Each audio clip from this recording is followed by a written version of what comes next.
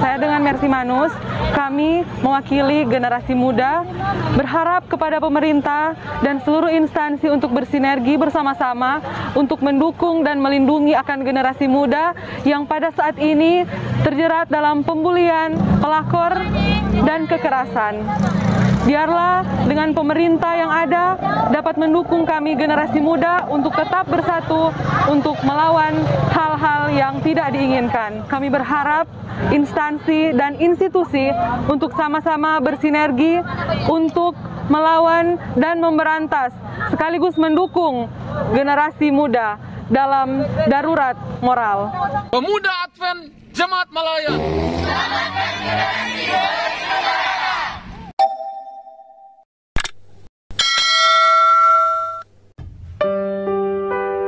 Generasi Sulawesi Utara warning darurat moral.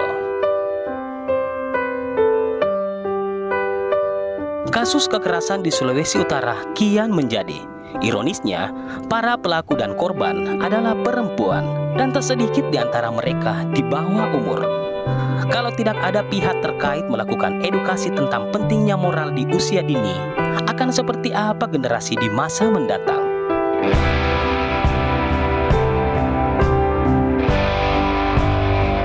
Kurangnya ketegasan dan disiplin orang tua terhadap anaknya menjadi sebab akibat sang anak seenaknya bergaul tanpa mengenal waktu. Akibatnya, di saat terjadi masalah pada anak, barulah orang tua saling menyalahkan. Peran orang tua untuk mengawasi anak sangat penting. Demikian pemerintah setempat, mulai dari tingkat bawah sampai atas sudah seharusnya bersinergi melakukan pengawasan di wilayahnya masing-masing 1 kali 24 jam.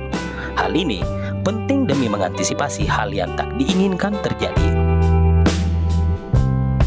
Baru-baru ini, potret kekerasan kembali menghiasi media sosial di Sulawesi Utara. Viral mempertontonkan video kekerasan fisik yang dilakukan sesama anak perempuan. Seorang perempuan remaja menarik teman wanitanya dari belakang hingga terpental ke beton. Tak puas dengan itu, pelaku kemudian menjambak rambut, kemudian memukul kepala dan menginjak-injak korban. Mirisnya, beberapa lelaki dan perempuan lainnya hanya menonton peristiwa itu. Kasus serupa juga terjadi di Minahasa Tenggara. Bolaan Mongondo pun terjadi kekerasan fisik, lagi-lagi anak di bawah umur. Ini baru kasus kekerasan fisik, belum KDRT, kekerasan seksual, pelakor, asusila dan aksi kriminalitas lainnya di tengah masyarakat.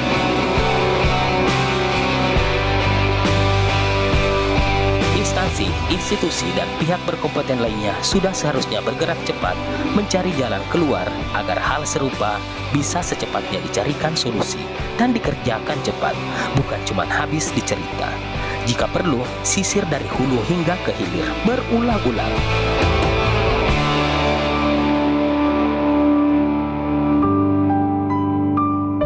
Seperti diketahui juga, desa memiliki anggaran. Sepertinya tak masalah jika disisipkan 10% dari komposisi pemberdayaan masyarakat untuk kegiatan perlindungan anak di desa masing-masing. Berikan edukasi, suntik dengan moral, ajari hukum, sanksi sosial, dan lainnya. Jangan hal ini dianggap enteng. Ini demi generasi.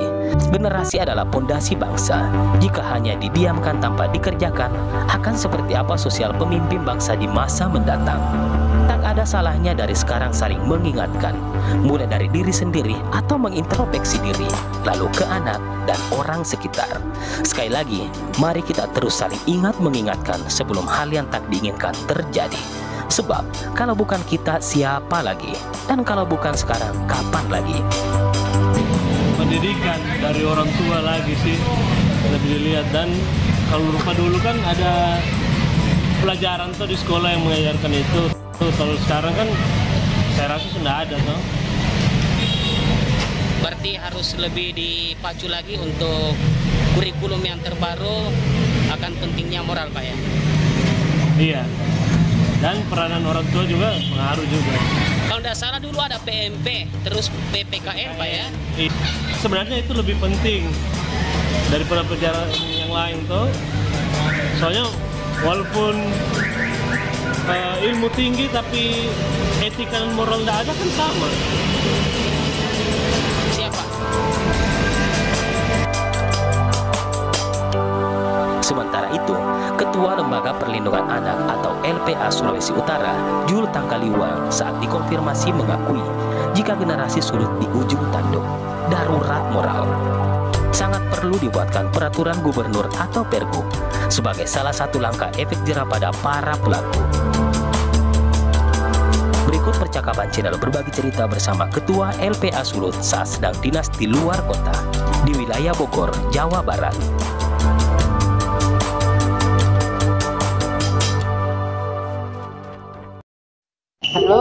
Halo, selamat malam Ibu. Ya, kita kok lagi ada pelatihan di Bogor. Oh, ada di Bogor. Oh, kira dari mana Ibu? Ya enggak. Beda 1 jam Kak. Ya apa? Saya sendiri tak kaget ada lia-lia ini. Bukan main kok banyak sekali ini kekerasan anak-anak ini, Kang.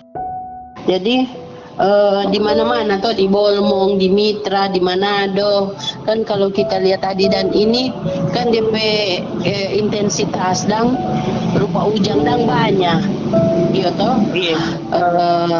Nah ini kan harusnya pemerintah melihat ini sebuah kondisi darurat yang harus ditangani secara darurat juga, toh. Nah sebenarnya kekerasan seperti ini sama dengan orang kurang mau bilang kurang sama dengan narkoba, harus ditangani secara serius. Kalau nyandak orang anak-anak ke depan akan merasa bahwa kekerasan seperti ini nyandak masalah. Nah memang ada sebuah dilema yang orang mesti hadapi karena undang-undang perlindungan anak kan mensyaratkan kalau masih anak itu dia harus dikembalikan untuk dibina oleh orang tua. Tapi ada pasal lain juga kan Bu mengatakan bahwa itu di atas 12 tahun. Iya Ibu. Padahal kan undang-undang kan Bu nomor 35 itu tahun 2014. Iya. Salah tentang perubahan tuh Bu yang nomor 23 tahun 2002 Bu. Iya. Anak. Kan ada tertera dituliskan dilarang menempatkan, membiarkan, menyuruh atau turut serta dalam melakukan kekerasan. Ini sudah terpampang jelas bahwa mereka itu ada di situ dan melakukan. Jadi begini, memang kalau menurut kita, kalau dari kita pandangan sendiri bahwa memang orang harus lindungi tuh anak, lindungi tuh anak. Baik anak korban maupun tuh anak pelaku. Karena memang orang harus memberikan prioritas penanganan, perlindungan, pendampingan itu prioritas kepada anak korban, karena dia kan mengalami baik dia luka secara fisik maupun secara psikis. Dia itu luar biasa harus dipulihkan. Nah, dengan banyaknya anak-anak yang menjadi pelaku perundungan ini, yang bullying maupun pelaku kekerasan seperti ini, kita rasa sekarang penegak hukum harus sedikit memberikan efek jerah yang lebih keras. Karena beberapa kasus kan misalnya korban-korban itu merasa sangat keberatan sebab pelaku cuma dikembalikan kepada orang tua. Ini pihak-pihak yang bertanggung jawab antara lainnya kan orang tua, orang tua yang paling punya tanggung jawab membentuk karakter anak di rumah, pendidikan dari dalam rumah. Lalu kemudian yang kedua kan tentu dia lingkungan di luar rumah. Lingkungan di luar rumah itu DP sekolah. Lalu ada yang lain sebenarnya yang paling membentuk karakter anak itu bagaimana DP sisi religius, DP agama. Kalau anak anak misalnya orang Kristen,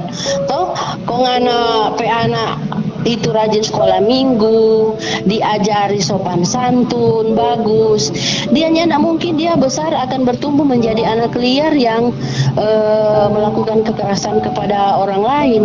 Berarti apa? Anak-anak seperti itu adalah anak-anak yang menjadi korban kegagalan pendidikan dari orang tua maupun dari pendidikan di luar rumah.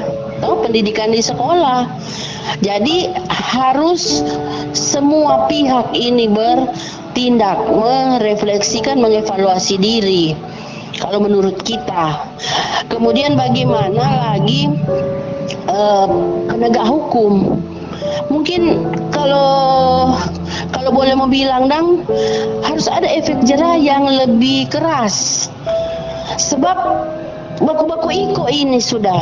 Kalau mungkin kita bisa berikan masukan, Bu, toh, itu bagusnya mungkin semua pemerintah maupun orang tua, instansi maupun institusi harus bersinergi, dan Bu, kau melakukan edukasi di tengah-tengah masyarakat, Bu. Karena sekarang kalau mau menyasar sekolah, Bu, kurang tepat karena kan masa pandemi. Seharusnya turun ke kelurahan begini, kalau menurut kita harus ada satu payung hukum yang dikeluarkan oleh pemerintah sebagai bentuk keprihatinan, dan orang serius melihat orang pe anak-anak. Karena ini kan orang yang penerus kemarin itu orang pe pembangunan di Sulawesi Utara. Jadi paling nyanda instruksi itu yang turun sampai di tingkat desa. Begitu, karena jadi ada sebuah action real, Dang. Kalau perlu ada perda mungkin, Bu, ya. Itu kita maksud itu mau pergub kah? Kalau mau perda kan lama. Mungkin peraturan gubernur yang paling cepat. Jadi melihat situasi yang sudah gawat, yang sudah darurat begini, kok tidak ada solusi, apalagi COVID, orang semua takut bertindak, berarti harus ada afirmasi action, Dang, dari pemerintah kalau orang serius. Harus begitu. Kalau seperti ini sudah darurat moral, Bu. Anak-anak bagaimana untuk 5 tahun, 10 tahun ke depan?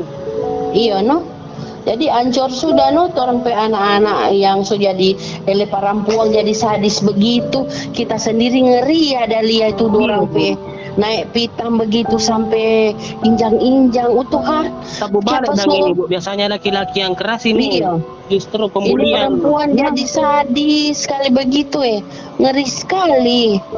Makanya mesti ada gubernur kok ini jangan cuma berpikir politik terus, jangan cuma berpikir bikin jalan, jangan cuma berpikir pariwisata, tapi ini masa depan pembangunan Sulawesi Utara ini sementara hancur karena anak-anak sementara begini. Fondasi negara ini, Bu. Jadi harus didorong pemerintah bertindak nyata, Dang. Jangan cuma sampai dicerita. Begitu. Dikerja bukan dicerita. Betul.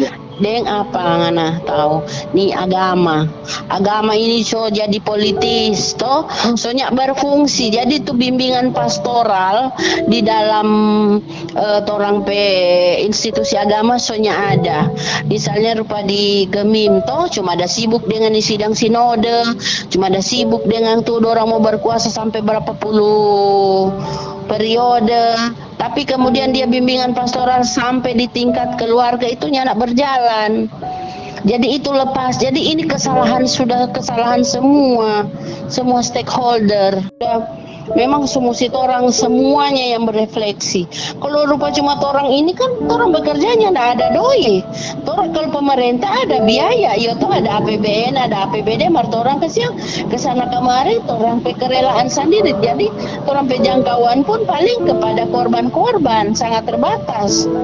Kalau pemerintah kan punya fasilitas, punya jaringan yang cukup luas. Dan orang punya kekuasaan, orang bisa melakukan apapun sampai di tingkat desa. Dengan ADD misalnya harus ada pokja perlindungan anak di setiap lurah, di setiap desa. Di situ harus ada misalnya program yang dilakukan. Jadi ada dari kan dana desa 35% untuk pemberdayaan masyarakat, kasih 10% untuk perlindungan perempuan dan anak di desa. Membentuk itu DP Pokja. Supaya ada masalah apa-apa semua tangani di situ, baru orang yang bergerak pergi ke tingkat ke aparat penegak hukum. Jadi bisa dideteksi lebih cepat. Alokasi dana desa itu kan ratusan juta ada itu miliar. Jadi 35% itu kan digunakan untuk pemberdayaan masyarakat. Nah, kalau ngana kasih juga dia 10% untuk Pokja perlindungan anak di kelurahan, di semua kelurahan atau desa, itu akan berjalan. Jadi mendeteksi terjadinya kekerasan, bagaimana di situ akan selalu ada sosialisasi. Jadi orang yang tokoh-tokoh perempuan di kampung itu dilatih untuk bisa memberikan sosialisasi, pemahaman tentang hak asasi manusia, anti kekerasan apa semua itu bisa. Oh, itu bisa, tapi sekarang dia maunya tidak melakukan itu. Dan ini kan harus ditangani oleh dinas yang berkompeten. Ini dinas punya idenya untuk mencari jalan keluar. Kan begitu. Jadi yang orang bermasalah selalu adalah di tingkat pemerintah untuk pengambilan kebijakan. Orang nyanda tanggap dang. Menganggap bahwa ada hal yang jauh lebih penting dari ini. Iya, padahal ini fondasi negara loh, Bu. Iya.